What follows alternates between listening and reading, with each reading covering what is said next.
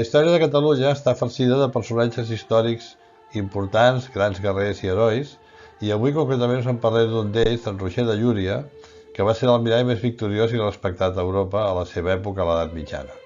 Roger de Llúria és protagonista d'una de les etapes de la nostra història més rutilant, quan Catalunya era una potència al Mediterrani, capdavantera i mai agenolada. Com a cap de l'Armada catalana, ha estat l'almirall més victoriós i respectat d'Europa. Deixarem per un altre moment les tesis per escatir l'autèntic nom de la casa familiar del nostre heroi. Lòria, Làuria, Llòria, Lúria o Llúria, són barallant diferents opcions d'aquestes, i farem servir la versió catalanitzada per ser Llúria, l'apel·latiu més popular a casa nostra. Per tant, farem ara 5 cèntims sobre la seva vida i sobre totes les seves gestes.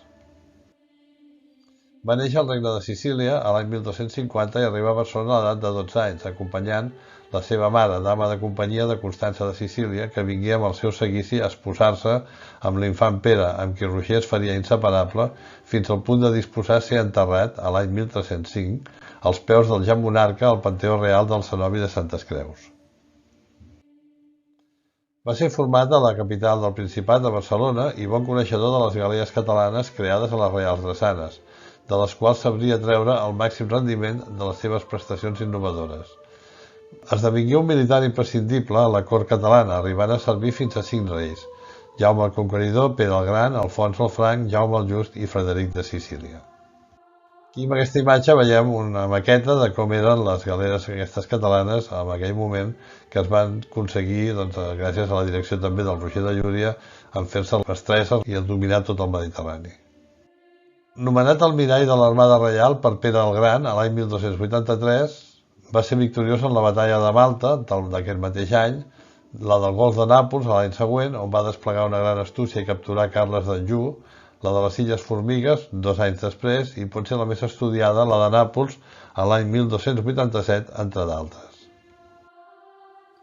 Mercè als seus coneixements i al seu coratge, alliberà la nostra nació de patir un daltabaix de grans dimensions, frustrant les pretensions del rei de França d'envair tots els regnes de la corona catalana aragonesa, quan el papa decidí inhabilitar o excomulgar el nostre rei Pere el Gran i li declarà una croada per atorgar els seus regnes a Carles de Valois, fill del rei francès.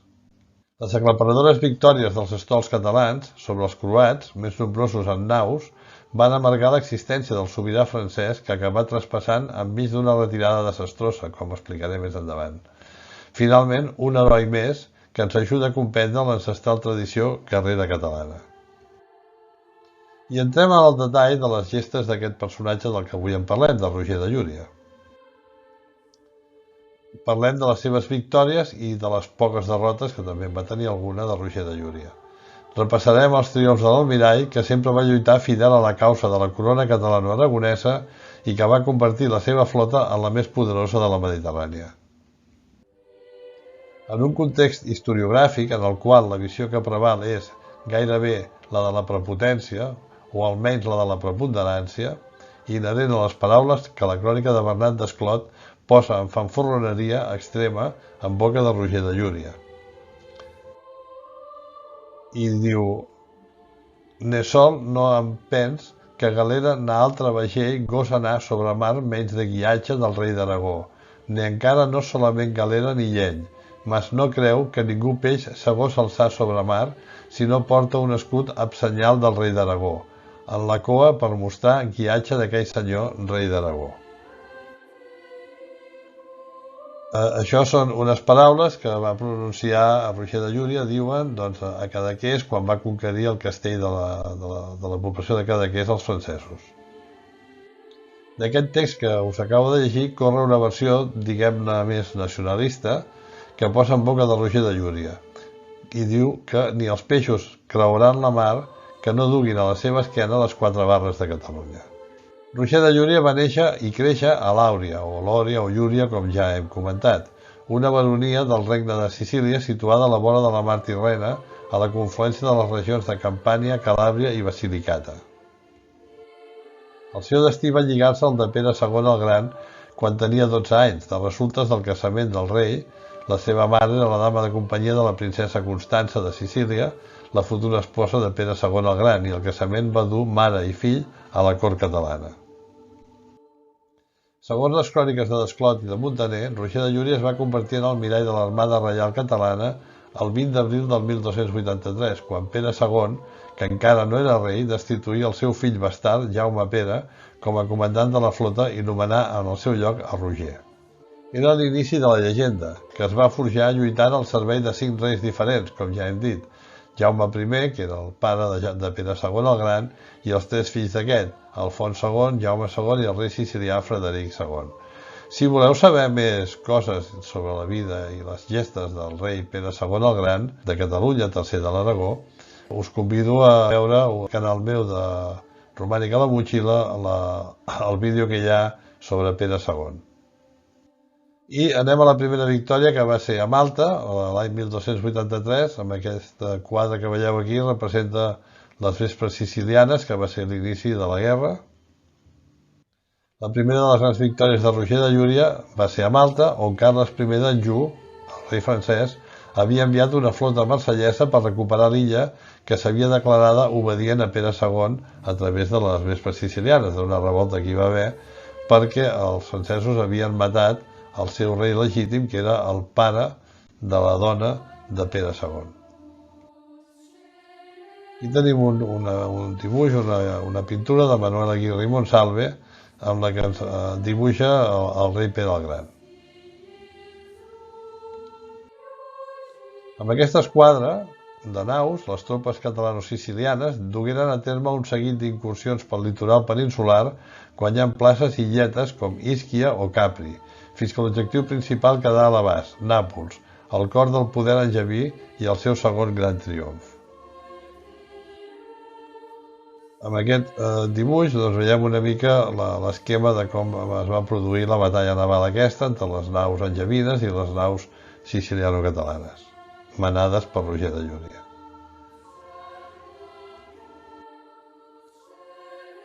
I la batalla aquesta del golf de Nàpols, amb la que Nàpols era el feu de Carles d'Anjou, a l'any 1284. Tenim aquí també una pintura que reprodueix de manera molt senzilla, si voleu, la batalla aquesta del golf de Nàpols. Roger de Llúria va trigar tan sols un any a protagonitzar un dels seus triomfs més sonats i celebrats pels cronistes de l'època, la batalla del golf de Nàpols. Bernat Desclot reprodueix l'arenga que l'almirall va dirigir als soldats i elogia la tàctica decidida pels capitans catalans, passar amb l'estol per davant del port napolità fent maniobres per provocar l'hereu de Carles d'Anjou, governador de la plaça. Aquest va picar l'ham i les naus de Roger van fingir que fugien, tot i que en realitat esperaren les dels angevins aparellades amb pressa mar endins. El resultat va ser la captura d'unes quantes galeres i del mateix príncep Carles el Coix. A canvi de respectar-li la vida, Roger de Llúria va aconseguir l'alliberament de la infanta Beatriu, germana de la reina Constància, l'esposa de Pere II el Gran, presonera dels francesos des de feia 20 anys.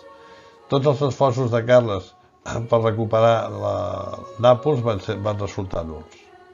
I amb aquest esquema veiem una mica també amb aquest mapa com les naus de Pere, de Roger de Llúria, la flota catalano-siciliana, s'acosten al port de Nàpols per després simular una fugida per intentar ser perseguits per les naus que estaven ancorades al port. Aquí amb aquests 4 dibuixos ho veiem de manera més clara. Primer hi ha unes quantes naus que s'acosten al port de Nàpols, aconsegueixen que les naus franceses surtin a perseguir-los i fan veure que fugen, i quan s'han acostat molt es giren, fan com si tanquessin una ferradura, un cercle, i apressonen ben bé la meitat de la flota francesa, que els capturen a tots.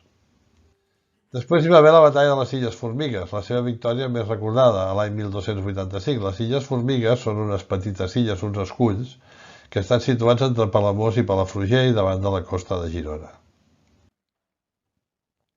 La conquesta de Sicília havia tingut conseqüències negatives per Pere II. França va decidir envair l'Empordà. Els Anjou tot just feia 3 mesos que havien perdut el seu cabdill i rei Carles, que havia mort després que la flota de Roger de Llúria conquerís les illes de Malta i Gerba, com ja he comentat, i desarmés la flota francesa ancorada a Nàpols.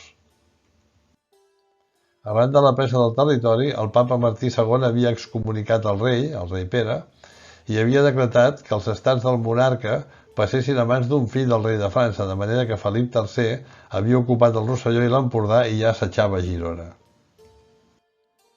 Quan el rei Pere va veure la croada que el pontífex havia patrocinat contra la corona catalana, va apressar-se a sol·licitar a l'almirall que tornés de Sicília per ajudar-lo, que tornés amb tota la seva flota.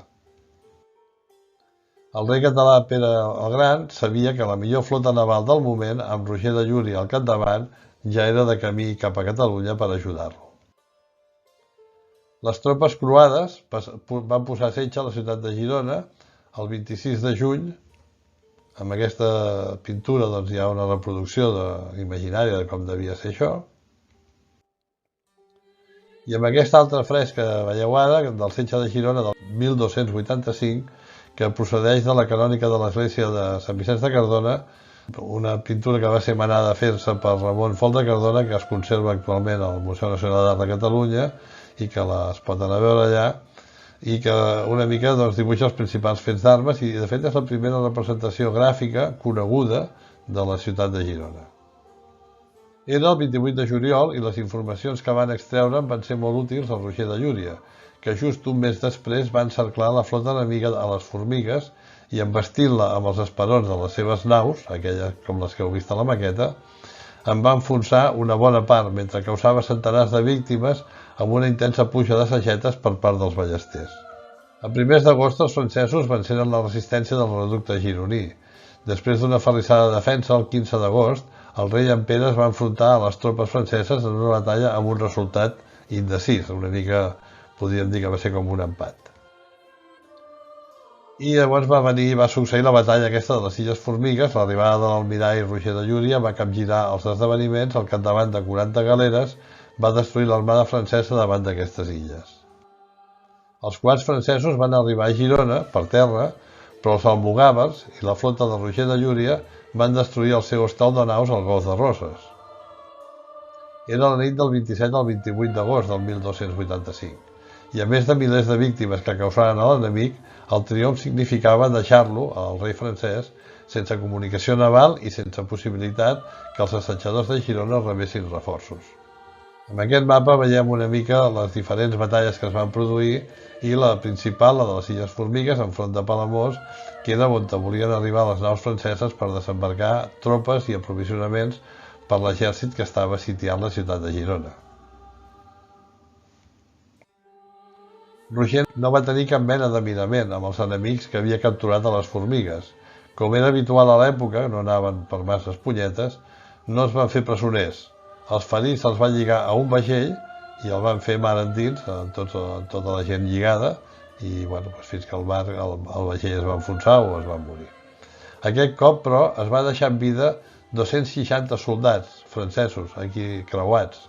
Aquí els vencedors els hi van treure els ulls i després els hi van ordenar que tornessin cap a França.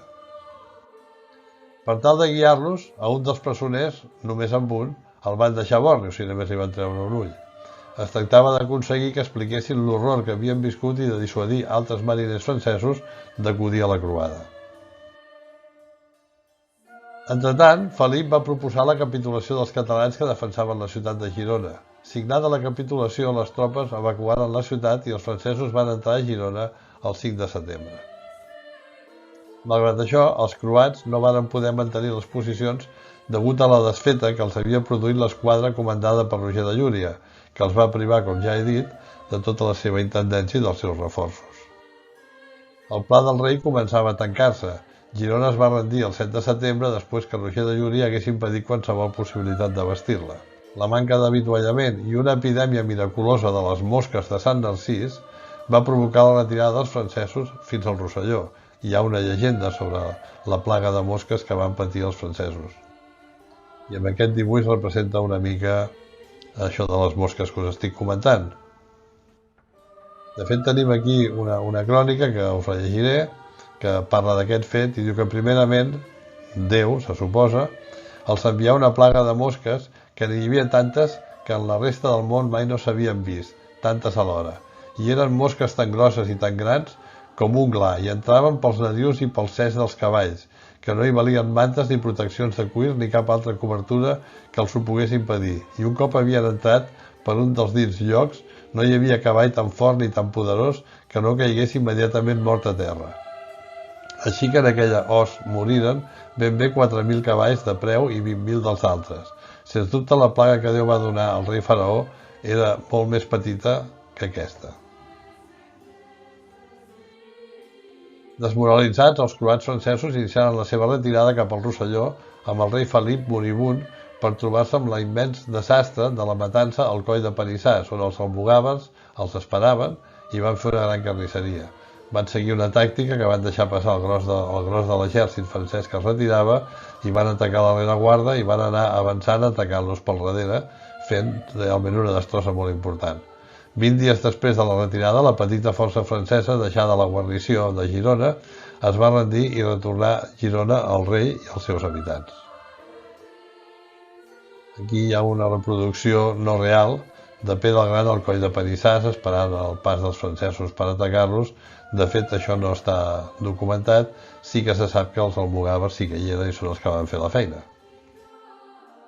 I aquí tenim un altre dibuix que representa els almogàvers, amb les seves famoses llances que picant a terra amb el seu crit de guerra "Desperta ferro". Girona va ser defensada i l'expedició francesa derrotada, i Felip l'Ardit, el francès, moria a Perpinyà pocs dies després. És per aquest motiu que la batalla naval de les Illes Formigues, situades davant de Palamós, encara se'n parla avui i es considera un dels moments cabdals de la croada contra Catalunya. La següent batalla que va guanyar Roger de Llúria va ser la batalla de Nàpols, una victòria ultratjant i amb clara inferioritat a l'any 1287. La il·limitada confiança que la corona va dipositar sempre en Roger de Llúria es fa encara més patent després de la mort del rei Pere II. El seu successor, Alfons II el Liberal, el ratificà en el càrrec i li encarregà la missió diplomàtica més delicada, traslladar-se de nou a Sicília i restar al servei de Jaume, fill segon de Pere i nou rei de l'illa, al qual calia fer saber que la corona catalana prestaria tot el seu ajut davant de les renovades reclamacions del papa. Efectivament, Jaume també fou excomunicat i les hostilitats angevines tornaren a començar, sembla que aprofitant un viatge de Roger al Principat. Aquí tenim una pintura també de Manuel Aguirre i Monsalve que representa Jaume II el Just. I tornem a parlar de la victòria aquesta ultratjant a Nàpols. El cas és que pel juny del 1287 el gran almirall encara reservava als seus enemics una nova victòria ultratjant. Davant de Nàpols i en clara inferioritat, unes 40 naus catalano-sicilianes per 80 d'angevines, va guanyar una batalla naval que li donà un botí de 5.000 presoners amb personatges il·lustres inclosos. I després hi va haver una derrota a Sicília després d'un setge fallit a Siracusa l'any 1298. En principi, la pau d'Annani de l'any 1295 havia de posar punt final a la guerra de Sicília, però com que no es va tenir en compte la voluntat dels sicilians, en realitat només va significar un punt i a part. I es va tornar a començar el conflicte, el rei català-aragonès Jaume II contra el seu germà i rei sicilià Frederic. I Roger de Llúria el tenim enmig dels dos, a qui havia d'obeir. D'entrada va ser fidel a la causa de la corona catalana-aragonesa i va defensar Sicília de l'opressió dels francesos i a la corona d'Aragó. És clar que això era just el contrari del que havia acordat el rei, que fins havia anul·lat el seu prometatge amb una infanta castellana per poder maridar-se amb la filla de Carles II el Coix, Blanca, com a clàusula del tractat. La resposta siciliana no es va fer esperar, van coronar Frederic com a rei i Roger li va guanyar amb la seva destresa habitual unes quantes places, Reggio, Otranto, Brindisi, entre d'altres. Tant el papa com el rei català van adonar-se aviat que l'almirall era massa important i massa perillós per tenir-lo a la contra, i l'un i l'altre li van trametre cartes amb promeses i amenaces perquè es decantés pel seu bàndol. I Roger de Llúria només es va deixar convèncer després de que apareguessin algunes discrepàncies amb Frederic III, que l'arribà a empresonar, i quan va adonar-se del què, al capdavall la intenció de Jaume II era aconseguir la pau. De manera que va tornar al bàndol d'Aragó i es va veure obligat a atacar Sicília. El primer intent de prendre l'illa mitjançant un setge a Siracusa va ser fallit, i els catalans van perdre-hi molts homes, inclòs un nebot de Roger que fou decapitat. I per últim tenim la victòria del Cap d'Orlando l'any 1299. Amb aquesta imatge veiem un retrat de Roger de Llúria, fet per Leo Flores i basat en l'escultura de l'almirall Roger de Llúria, que hi ha al passeig de Lluís Companys a Barcelona. Els capitans siciliano-catalans, fidels a Frederic, disposaven del suport de tropes almogàvers i van resistir l'atac d'estols angevins provinents de Nàpols en 2 batalles terrestres. Aquests triomfs els envalentinen fins a cometre la imprudència d'atacar la capital peninsular, que és on Roger de Llúria s'havia retirat després de la darrera gesta. El cas és que a Nàpols Roger disposava de la flota angevina quan Conrad Dòria el va reptar a combatre al capdavant de l'exèrcit de Frederic III de Sicília. La falta de confiança i de coneixement de les tripulacions, més la igualtat en el nombre de vaixells, en tots 2 costats va activar la prudència de l'expert almirall, que va esperar l'arribada de reforços des de Púlia i de Gènova. I amb aquesta última batalla, la batalla de Ponça, l'any 1301, Roger de Llúria va defensar els acords d'Agnani i els del seu rei Jaume II, però paradoxalment sota patró angeví i contra naus amb l'estendard quadribarrat de Sicília. Fou la seva última batalla, ja que després es retirà, igual que el rei, que es desentengué del conflicte. La solució al tema sicilià i l'arribada de Roger de Flor, que va ser un altre personatge, no confondre Roger de Llúria i Roger de Flor, Sicília va resistir gràcies a la fermesa dels almogàvers i va poder forçar 2 anys després la pau de Caltabellotta, a l'any 1302, la darrera i quasi definitiva solució al tema sicilià. Frederic seria respectat com a rei fins que morís, però no el succeiria un fill, sinó un adjunt de Nàpols. La fi de la guerra deixà sense feina aquest exèrcit mercenari, el dels almogàvers, que es buscà la vida amb una altra banda. Començava l'aventura de la companyia catalana a Grècia sota el comandament d'un altre Roger, Roger de Flor, però d'aquest ja en parlarem un altre dia. I parlem un moment del ducat de Neopàtria. La ciutat de Neopàtria fou poblada pels catalans, però a poc es va anar decaient després del govern de Roger de Llúria i les embrancides de l'imperi romà d'Orient anaren disminuint progressivament el seu territori, fins que el ducat va restar reduït pràcticament a la ciutat. I per acabar donem un repàs a la imatgeria existent sobre el nostre almirall. Tenim aquesta pintura que representa la batalla del Golf de Nàpols, on Roger de Llúria captura el príncep de Salerno, Carles d'Anjou. És una pintura de Ramon Tusquets de l'any 1885. És una pintura excel·lent amb una composició artística valenta però dissortadament mancada de rigor documental. En les esmenes que cal fer sobre l'armament i el vestuari de la pintura començarem per la barca, que porta el rei captiu, que hi ha en primer pla i on els personatges tenen un nivell de detall més alt. La figura del rei segueix els cànons, o per ser més exactes, els anacronismes d'idealització propis del segle XIX i XX. Du les mans desprotegides sense la coberta de malla i unes mànigues penjants que no tenen cap paral·lel conegut. El cavaller del darrere porta un elm amb visera, que és la peça més fantasiosa de tot el conjunt, i les mans també sense protecció. Dels mariners no cal entrar en detall, tret del caparó amb la punxa llarga que no apareix fins al gòtic, per tant tampoc no seria adient per l'època que intenta representar la pintura. Tampoc els vaixells de la flota no segueixen la forma de cap galera de l'època, com ja hem vist abans, sinó que s'inspiren en vaixells atlàntics barrocs. Aquí torno a ensenyar-vos 2 visions, 2 vistes, 2 dibuixos de com eren les galeres realment al segle XIII, a l'època de Roger de Llúria. I després una nau més petita, que també utilitzaven molt, que anomenaven fusta.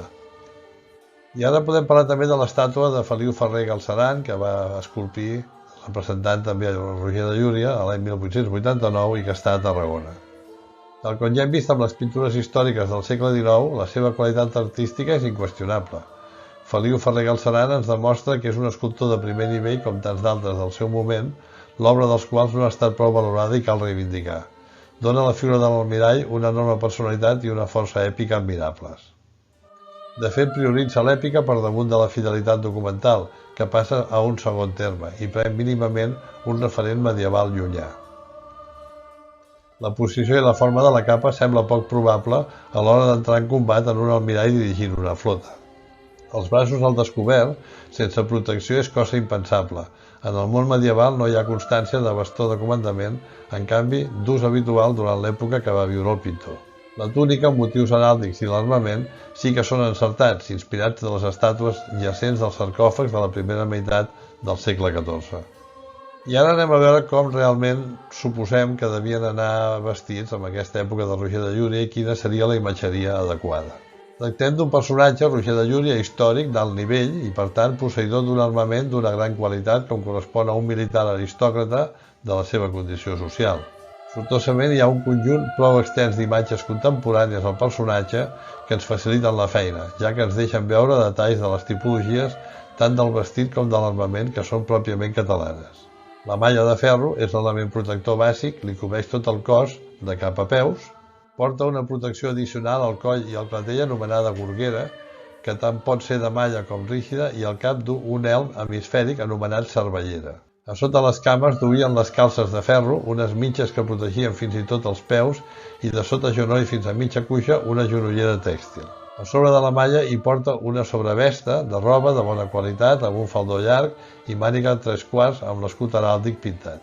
Dins de l'armament defensiu també cal incloure-hi l'escut arrodonit per sota, costum propi dels catalans, amb la seva heràldica pintada, en aquest moment ja generalitzada, i duria ocasionalment a sobre de la cervellera l'elm gran en forma de petita bota. Com a armament ofensiu porta tan sols l'espasa, penjada de la cintura mitjançant un cintor amb sivella de plata esmaltada i aplics al llarg de la corretja. I si voleu saber més coses sobre Roger de Llúria, us recomano dues novel·les històriques molt ben documentades i molt interessants, totes dues escrites per en Jordi Molés, que són Cançó de sang i or, i després l'altra, Desperta ferro, la reina sola. I fins aquí, espero que us hagi agradat la història del nostre heroi Roger de Llúria.